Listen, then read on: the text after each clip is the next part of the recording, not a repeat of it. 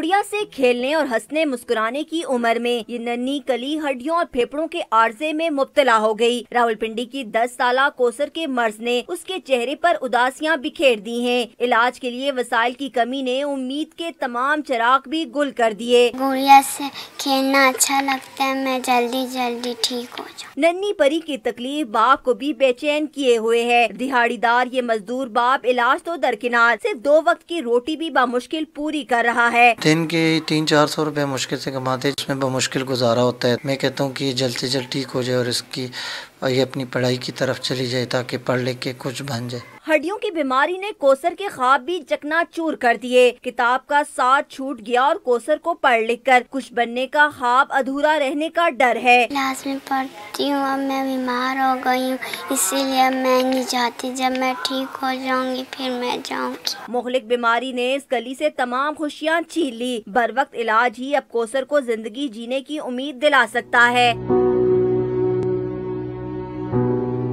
छोटी सी उम्र में कोसर को कई बीमारियों ने आन घेरा है, लेकिन मर्ज है कि बढ़ता ही जा रहा है।